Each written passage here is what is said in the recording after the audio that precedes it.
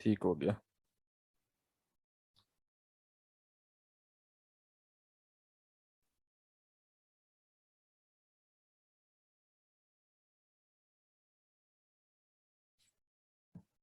ठीक है, यहाँ पे लिंक लिस्ट वाला टॉपिक खत्म हो रहा है। यहाँ पे हम नेक्स्ट टॉपिक स्टार्ट करते हैं, ट्री वाला।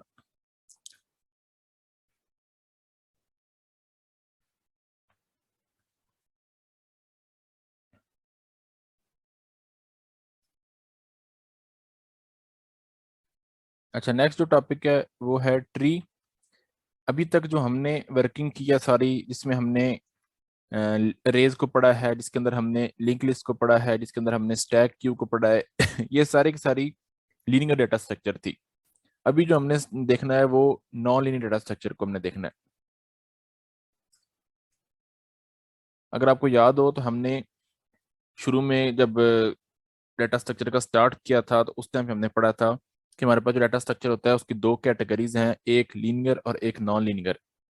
जो लीनियर डाटा स्ट्रक्चर होती है इसमें हमारे पास रे, क्यू, लिंक लिस्ट सारे वो आ जाती हैं चीजें जो कॉन्टिन्यूस मेमोरी को स्टोर करती हैं। और नॉन लीनियर में क्या होता है, नॉन लीनियर में हमारे पास वो चीजें आती हैं जो कॉन्टिन्यूस नहीं होती हैं, जो कंसेक्टिव नहीं है, जो किसी एक सीक्वेंस में नहीं है। ये एक डायग्राम आपके इधर स्क्रीन पे नजर आ रही होगी। डाटा स्ट्रक्चर की मेन दो कैटेगरीज हैं, लीनियर और नॉन लीनियर। लीनियर में हमने ये चारों पॉइंट्स पढ़ चुके हैं। नॉन लीनियर को देखना है, इसमें ट्रीज और ग्राफ हमें देखने हैं। सिंपल से कॉन्सेप्ट है, अगर समझ आ जाए तो।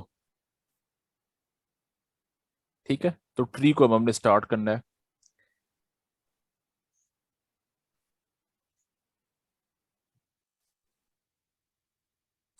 एक ये डायग्राम भी हमने देखी थी डाटा स्ट्रक्चर की, किधर गई, ये आपको स्क्रीन पे शायद नजर आ रही हो। आ रही है नजर?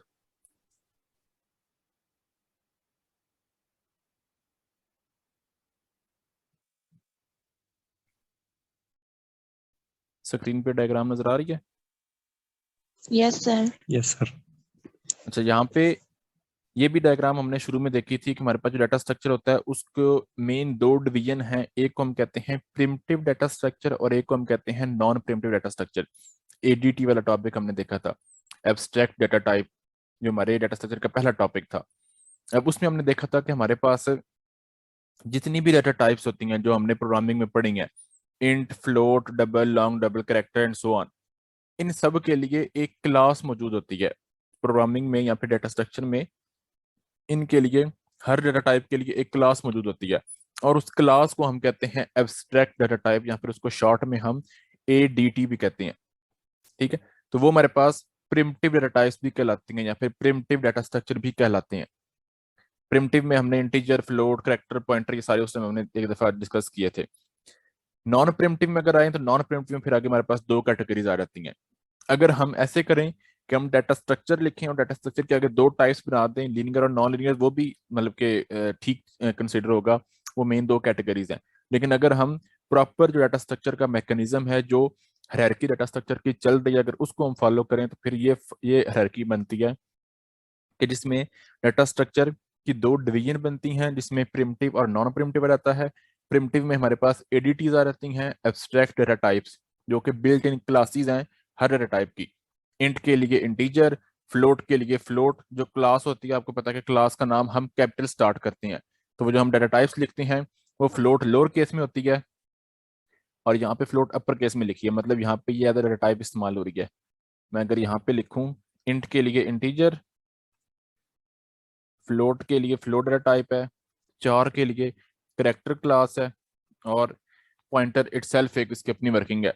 वो जो स्टैरिक, और हम इसमें दो यूज करते हैं, स्टैरिक और इसमें हम रेफरेंस यूज करते हैं। ये दो चीजें हम इसमें इस्तेमाल करते हैं। डिक्लेयर करने के लिए स्टैरिक लगाते हैं, एक्सेस करने के लिए हम रेफरेंस। रेफरेंस हम प्रोग्रामिंग में जब हम अभी काम कर रहे हैं तो हम थोड़ा सा इसका रेफरेंस का तरीका चेंज भी है, हम ऐसे भी रेफरेंस देते हैं। ठीक है, तो ये सारी चीजें प्रिमिटिव या फिर एब्स्ट्रैक्ट डाटा टाइप के अंदर आ जाती हैं।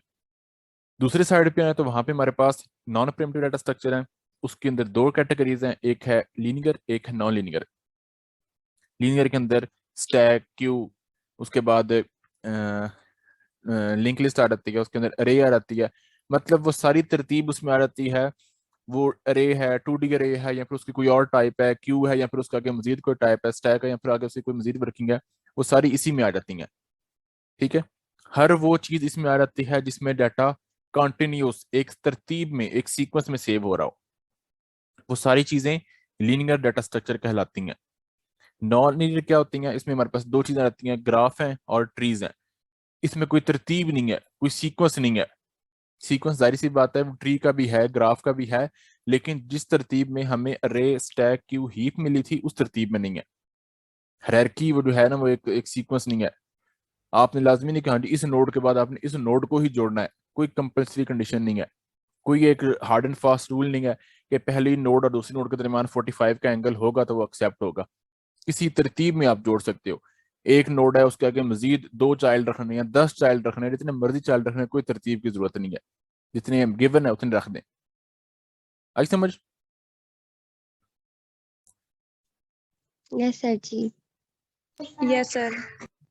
सर जी प्रिमिटिव के अंदर बुलियन भी आता है बुलियन भी और आता है। स्ट्रिंग। हाँ हाँ जी, वो बुलियन के लिए हम डाटा टाइप इस्तेमाल करते हैं बूल, BOOL। और उसकी जो क्लास बनती है वो बुलियन बनती है, BOOLEN। बूल लोअर केस में हम लिखते हैं, आपने शायद प्रोग्रामिंग में पढ़ा भी हो। उसकी जो क्लास होती है वो ये होती है, और उसकी जो डाटा टाइप होती है वो ये होती है। ठीक है। अगर हम बात करें पाइथन की, तो पाइथन में हम ये सारे तरतीब रखते कौन या पाइथन में सीधा आप बस लिखो for example A is equal to true, बात खत्म। B is equal to false. कोई आपने लिखने को नहीं है कि हाँ जी बुलियन है या फिर वो इंटीजर या फ्लोट है, बस वेरिएबल का नाम लिखो और आगे उसकी वैल्यू दो। आपको कोई बताने की जरूरत को नहीं है कि ये इंटीजर होगी या फ्लोट होगी, या जो जिस तरह आपने इस्तेमाल करना है उस तरह आप कर सकते हो। आपने लिखा है ए इज इक्वल टू 10, आप नेक्स्ट लिखते हो A is equal to C, आप नेक्स्ट लिखते हो A is equal to false, accept करेगा पाइथन। क्लियर है? Yes sir. अच्छा, हम वापस आते हैं इस चीज के ऊपर, जो ट्रीज वाला कॉन्सेप्ट है। ट्रीज के लिए मैं आपको ये एक स्लाइड्स हैं, ये भी आपके साथ मैं शेयर कर दूंगा। अच्छा,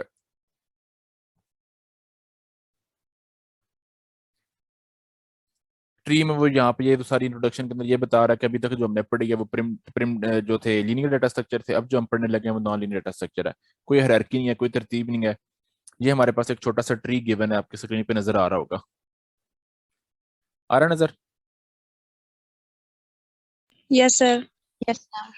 अच्छा, इस ट्री में हमारे पास नॉर्मल, अगर हम रियल लाइफ ट्री की बात करें, यहाँ पे बना हुआ भी होगा, ये रियल लाइफ ट्री है। ये एक स्केच सा बना हुआ है। रियल लाइफ ट्री में क्या होता है कि रूट सबसे बॉटम में होती है, फिर उसके ऊपर तना आता है, फिर शाखें आती हैं, और शाखों के आगे फिर पत्ते होते हैं, लीव्स होते हैं, ब्रांचेस अंदर होती हैं, ये सारा सीक्वेंस होता है। लेकिन जो ट्री हम कंप्यूटर में देखते हैं, या फिर वो ट्री जो हम डाटा स्ट्रक्चर में देखते हैं, वो रिवर्स ट्री होता है। इसमें रूट सबसे टॉप पे होती है, फिर आगे चाइल्ड है, फिर ग्रैंड चाइल्ड है, फिर लीफ आते हैं। ठीक है, वो सारे हम देखते हैं कि कौन कौन सी चीज क्या क्या कहलाती है। समझाने का मकसद क्या था कि आपको ये चीज क्लियर हो कि हमारे पास रूट सबसे टॉप पे आएगी डाटा स्ट्रक्चर में या फिर कंप्यूटर में, जब हम ट्री बनाते हैं। ठीक है। Yes sir. ट्रीज के लिए एक और टर्मिनोलॉजी भी हम इस्तेमाल करते हैं, उसे हम कहते हैं हीप, HEAP। ठीक है। अगर आपको याद हो तो आपकी, बल्कि आपकी नहीं, आउटलाइन में कहीं पे वो हीप वाला वर्ड हमने देखा भी था। हीप जो कॉन्सेप्ट होता है वो भी ट्री के ऊपर बेस कर रहा होता है। स्टैक की और हीप डाटा स्ट्रक्चर में तीन काम, मतलब अगर आप कहीं पे इंटरव्यू देने जाओगे तो वहां पे आपसे पूछा जाएगा हाँ जी स्टैक क्या होता है, हाँ जी क्यू क्या होता है, हाँ जी हीप क्या होती है। वहां पे ट्री का जिक्र शायद ना हो, वो ट्री ही हीप होती है।